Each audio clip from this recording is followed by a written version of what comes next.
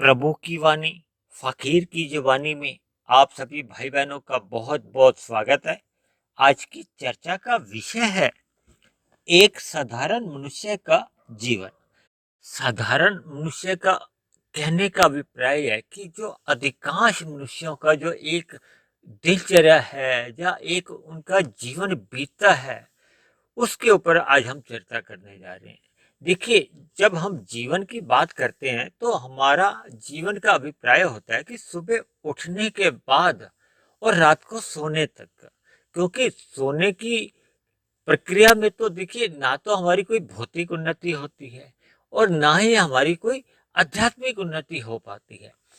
इसलिए हम सबके जीवन में प्लस और माइनस यानी कि उन्नति होती है या अवनति होती है, वो केवल और केवल जागृत अवस्था में रहकर ही हो पाती है। यानी कि हम सुबह उठने के बाद अपने जीवन की दिनचर्या कैसे रखते हैं, दिन भर हम क्या क्या अपने कर्म करते हैं या कैसे कैसे हम अपनी साधना करते हैं, यानी कि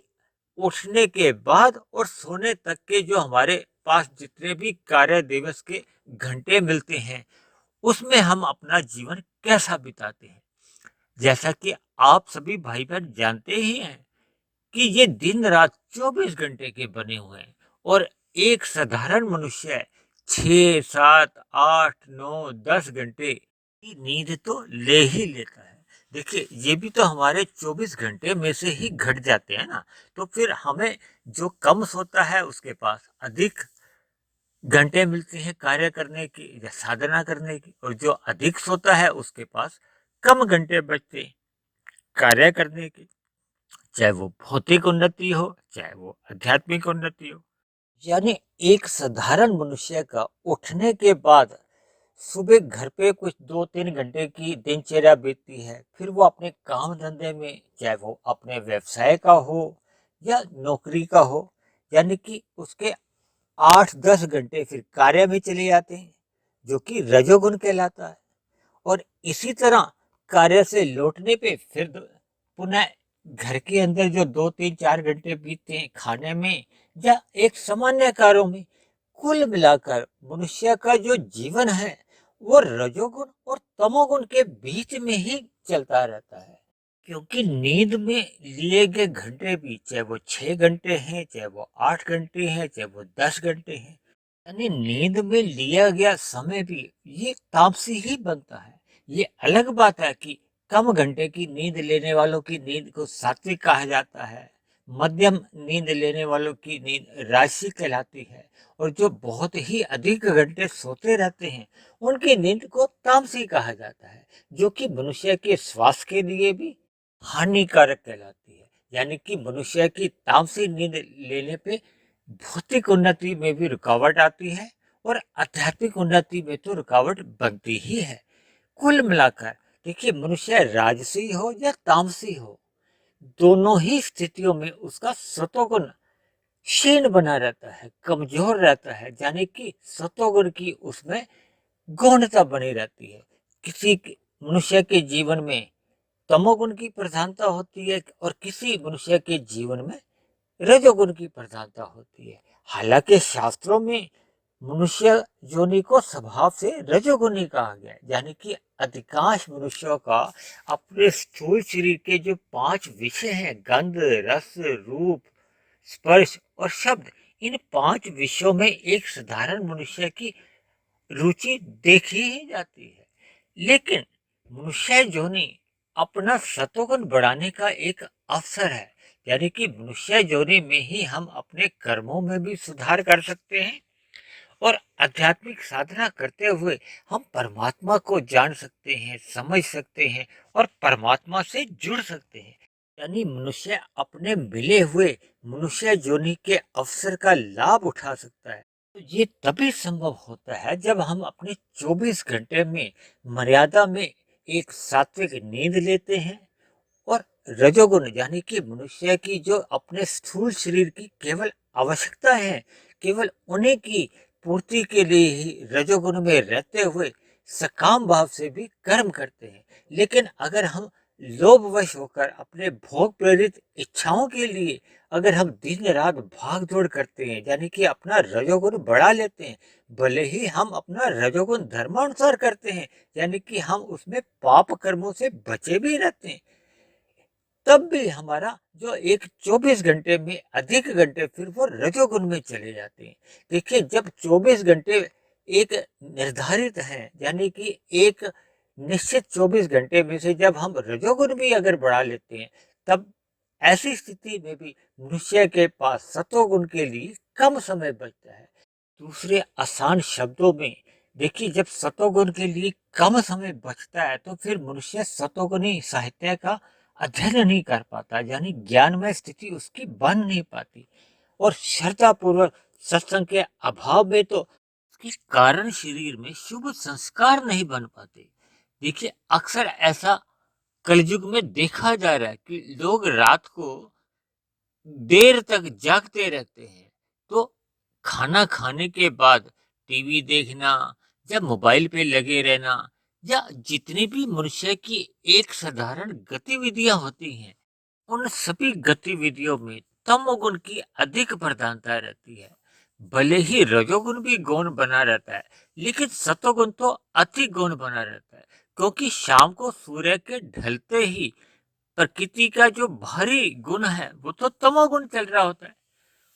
और प्रकृति के सूर्य के डूबने के अगले 8 घंटे तक तमोगुण की प्रधानता रहती है, और अक्सर मनुष्य इस तमोगुण का अधिक संग करता है। तमोगुण में मोहकता अधिक होती है, आदमी मोह में अधिक फंस जाता है, जिसके फलस्वरूप उसको रजोगुनी गतिविधियां या तमोगुनी गतिविधियों में ही दिलचस्पी बनी रहती है। ये एक मनुष्य का स्वभाव है। जबकि मनुष्य जब रात को लेट सोता है तो फिर सुबह जब ब्रह्म मुहूर्त चल रहा होता है, यानी कि जब सतोगुण की प्रधानता होती है, देखिए तमोगुण के 8 घंटे के बाद फिर 8 घंटे का सत्वगुण होता है, और उसी 8 घंटे में लगभग 2.25 घंटे का एक ब्रह्म मुहूर्त का समय आता है। ये सूर्य निकलने से पूर्व के लगभग 2.5 पौने 3 घंटे का समय होता है, जिसमें अक्सर मनुष्य कलयुग में सोता हुआ नजर आता है, क्योंकि रात को तो वो देरी तक जागता रहता है, यानी कि लेट सोने से फिर सुबह का उठना भी देरी से ही हो जाता है, जिसके फलस्वरूप जो सतोगुण की अनुकूल परिस्थितियां होती हैं या ब्रह्म मुहूर्त की जो एक सर्वोत्तम प्रकृति का जो एक समय होता है, उसके लाभ से मनुष्य वंचित रहता है, जिसके फलस्वरूप मनुष्य के जो एक जीवन का जो गतिविधियां हैं या वो जो जीवन का उसका जो झूला है, वो रजोगुण और तमोगुण के बीच में ही झूलता रहता है। जबकि मनुष्य जो नहीं, आपको और मुझे केवल और केवल परमात्मा को जानने के लिए, समझने के लिए और परमात्मा से जुड़ने के लिए मिली है। यदि मनुष्य जीवन पाकर मनुष्य परमात्मा से जुड़ नहीं पाता, यानी कि परमात्मा के सम्मुख हो नहीं पाता, तब तक फिर उसकी आध्यात्मिक यात्रा तो आरंभ ही नहीं होती। देखिए, परमात्मा है विशुद्ध सतोगुणी, और जब मनुष्य तमोगुण और रजोगुण में ही अपनी गतिविधियां या अपनी दिनचर्या या अपने जीवन का अधिकांश समय इन्हीं कार्यों में ही लगा देता है, तो फिर सतोगुण का जो एक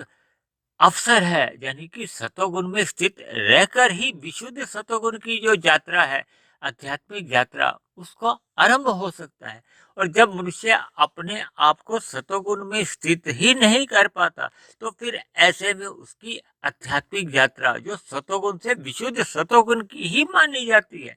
वो उसकी आरंभ ही नहीं होती, क्योंकि देखिए दिन में तो वैसे ही प्रकृति का रजोगुण प्रधान होता है, इसीलिए मनुष्य दिन में तो सारा दिन वैसे ही उसका धन कमाने में ही व्यतीत हो जाता है, और शाम का भी उसका तमोगुण के या रजोगुण में ही बीत जाता है, यानी कि मनुष्य के जीवन में सतोगुण की गौणता बनी रहती है, जिसके फलस्वरूप मनुष्य की आध्यात्मिक उन्नति हो नहीं पाती। देखिए, मनुष्य अपने जीवन में रजोगुण में रहता हुआ जितनी भी भौतिक उन्नति कर ले, लेकिन उसकी मरने के साथ ही ये भौतिक उपलब्धियां कहो या भौतिक सुखों की प्राप्ति के लिए जितने भी जो सुख सुविधा के साधन जुटाए होते हैं, ये सब यही मरने के साथ ही समाप्त हो जाते हैं, जबकि सतोगुण से विशुद्ध सतोगुण के बीच की जो आध्यात्मिक यात्रा है, ये मनुष्य अपने जीवन काल में जितनी अधिक कर लेता है, ये मरने के बाद भी सुरक्षित बनी रहती है। इसलिए मेरी आप सभी भाई बहनों से विनती है कि मिले हुए जीवन के अवसर को इन रजोगुनी और तमोगुनी गतिविधियों में लिप्त रहने से अपने आप को एक सीमा में रखिए, अर्थात अपना रजोगुण मर्यादा में बनाए रखें, ताकि तमोगुण में गिरने की जो संभावना है वो भी समाप्त हो जाए और सतोगुण के साथ जितना आप जुड़ सकते हैं उतना जुड़ने का आप अपना स्वभाव बनाएं, अपने संस्कार बनाएं। फिर बने हुए संस्कार आपके मन में परमात्मा के प्रति प्रीति जगाएंगे और भौतिक विषयों के भोग जितने भी हैं उनके प्रति वैराग्य उत्पन्न करने लगेंगे।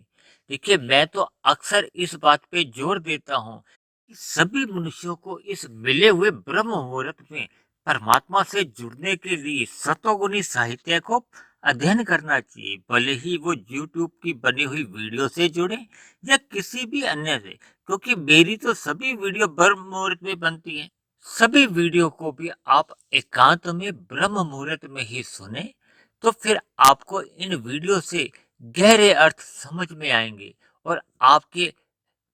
कारण शरीर में जितने भी अशुभ संस्कार होंगे वो धीरे धीरे समाप्त होने लगेंगे और उनके स्थान पे शुभ संस्कार बनने से आपकी परमात्मा के प्रति सहज ही प्रीति जगने लगेगी, जिसके फलस्वरूप आपकी आध्यात्मिक यात्रा अग्रसर होती जाएगी। तो इन्हीं शब्दों के साथ आज की चर्चा को हम यही विश्राम देते हैं। आप किसी भाई बहन का कोई प्रश्न हो, कोई बात समझ में नहीं आई हो, तो आप नीचे दिए गए कमेंट्स बॉक्स पर जाकर आप अपने प्रश्न या आपके कोई सुझाव हो या कोई आपत्ति हो तो आप उसको भी लिख सकते हैं। और यदि मेरे बने हुए ये वीडियो आपके जीवन में सकारात्मक परिवर्तन लाने लगे हों तो मेरी आपसे विनती है कि आप मेरे इस आध्यात्मिक ज्ञानात्मक चैनल को स्वयं भी सब्सक्राइब करें व अन्य जिज्ञासु भाई बहनों को भी जोड़ने का प्रयास करें। तो आज की चर्चा को यहीं समाप्त करते हैं और कल फिर मिलते हैं एक नए विषय को लेकर, एक नए संदेश के साथ। तब तक आप सभी भाई बहनों का बहुत बहुत धन्यवाद।